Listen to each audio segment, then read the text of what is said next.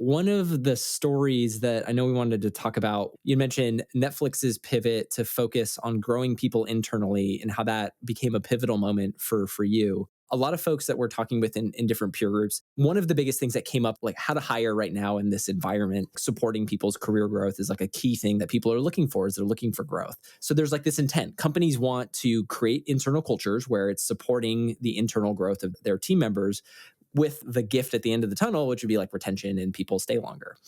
And so when I'm thinking about, okay, the person listening wants to figure out how to reorient their company culture towards supporting growth. So I was wondering if you could just share us the story of Netflix's pivot to focusing on growth internally and what that experience was like for you, because I know this was something so important to you beyond your time at Netflix. When I started, when I started Netflix in 2016, I was definitely a bit of an outlier, right? As someone who was very much growth rah, rah, rah. And I don't think this is a bad thing or Netflix's fault. I mean, I think what is it, the warnings on the 10? I mean, if you read, the original culture deck, especially, right?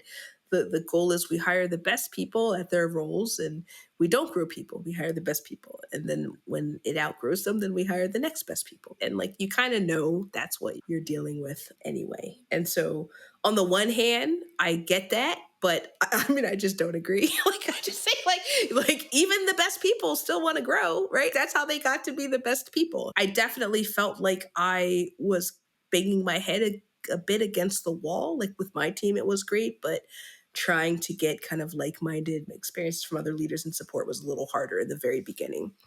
And as time has gone on, I think two things happened, like in my little circle versus in the company, right? In my little circle, I think other leaders started to see, oh, look at like Tara's team. Wow, they're like really great. They can do all this stuff and they can whatever. And then there started to be more kind of interest in like, well, what's happening there? Like, how are you?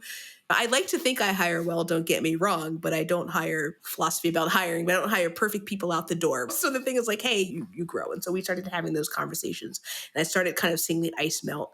But then I think organizationally, like Netflix has gone through this, big period of hyper growth. When I started, it was like 4,000 people, that's 4,000 people. And now it's 10, 11,000 people in a pretty short time. You're going to suck up all the best pretty quickly. At the next stage, it becomes, we have to grow the best because we can't hire any more of the best. And I should say, these words are mine.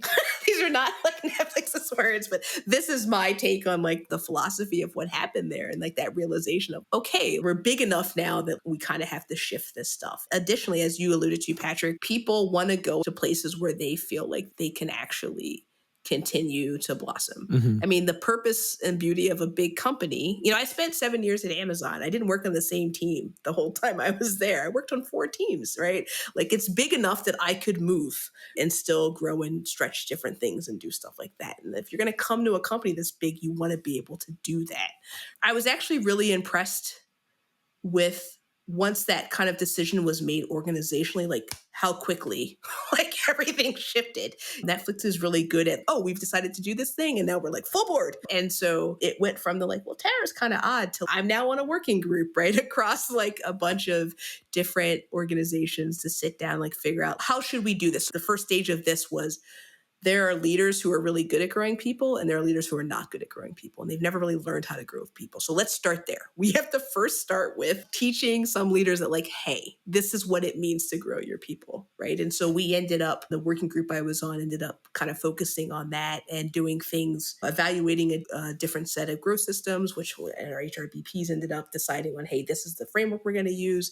And we actually came up with a bunch of tactical, actionable, literal scripts about like, if you're going to have a conversation about management, this is a way this could go. If you're going to have a conversation about skill exercise, this is a way it could go. And really about a series of questions to ask. I know it probably sounds crazy, but you assume these things are obvious, but they're not. Right. Yeah. And so telling someone like, you should be asking this question and asking this question, asking this question, literally like writing these decision trees. And so rolling that out. Well, that's why you're on the working group, is to, I you guess, know, quote unquote, operationalize that knowledge or that practice. Yeah, I really liked it too because it was managers and ICs. It Yeah. wasn't just managers. I thought that was awesome. That was really great. So I worked with like my particular pet. We picked different topics and it was me and two ICs. And so the role play was actually really genuine. Yeah. So I think I want to acknowledge a couple things here. I think first off, like I appreciated kind of the distinction, the infamous like Netflix culture deck was it's not like a question of what's the right approach or wrong approach, but rather to me, it seems like a difference in optimization. There's like a conscious Mm, choice. We're optimizing our culture for this. And then that's yep. then what the practices or operations of the company then orient around.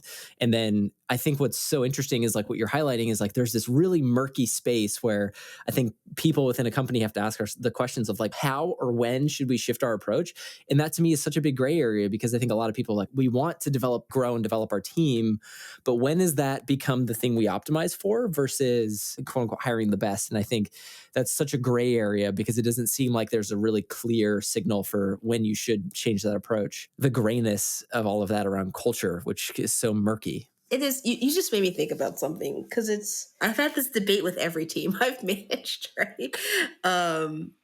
Around hiring and especially at Netflix. I mean, we have actually more centralized hiring now, but for most of the time I've been here, it's actually been pretty bespoke. That murky area of getting my engineers to understand that the best can be lots of things, right? The best, sure, it can be the major league player that you're just transferring from one team to the other, or it can also be the minor league person that you signed up to develop and then they come up to the major leagues. And I think I've always, as I like to say, fours are easy, right? It's easy to find someone who nails the interview. It's harder to find someone who was a two, but is actually a four. Hmm.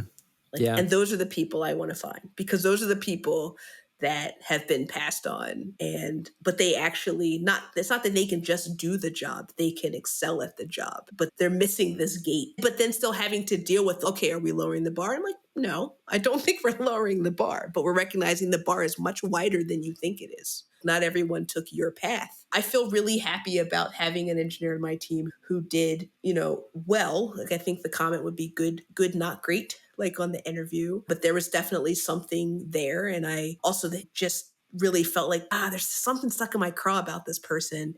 And I'm going to move forward with it. And like within 3 months, I have other people on my team come like, oh my God, this person's amazing. Like they're so good. And like internally, I'm like, aha, I told you. That's what the something was there. I would rather make the false positive. I would rather do that than to arbitrarily turn someone down and then for something that doesn't matter. It just doesn't matter, right? And they could have killed that job. And introvert is such an arbitrary thing in some sense as well. It's just not like even close to perfect process to know when someone is qualified or not. It's just sad fact that it's not effective. I mean, there's definitely it's funny. So I spend a lot of time calibrating with engineers who roll onto my interview loops. And so in the beginning, I'm like, this is what I'm looking for. This is what I care about. This is what I want you to evaluate. And then starts the long, painful cycle of they've interviewed, I've read their feedback. Maybe it's 3 sentences. And then I'm like, that's not helpful.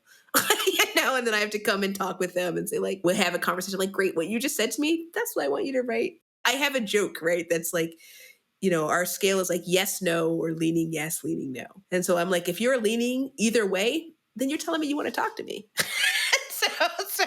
so I will come and say, so why yes or why no? That's what, so my joke is like, if you don't want to talk to me, I should be able to read that in the feedback. This is how you write feedback that's actually helpful for what I'm evaluating. I had one engineer on my team we were just starting to go through this process. Super smart guy, really great. He cared a lot about time. It took this person like 5 minutes longer to sort this thing out than the other thing. And it was like a couple interviews before I was like, okay, cool. Maybe by the third interview, I said, you seem to care a lot about time. And he said, well, yeah, you should be able to do this in this time frame. And I said, do you think they were able to do it? You think if it took them 10 minutes longer that they would have gotten there? He said, yeah. And I'm like, that's what I care about.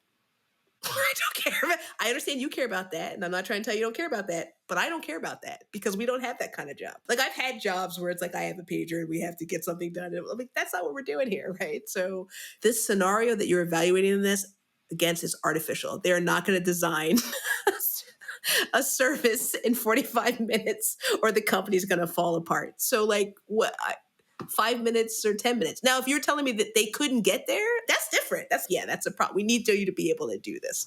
But if they didn't get it in the time that you care about, so that Yeah. calibration, that constant, like, this is what we care about. This is what we care about. This is what we care about. And then eventually they start to care about that stuff too. And then they become really sharp, and they can read between all the lines and figure out who will work and who won't.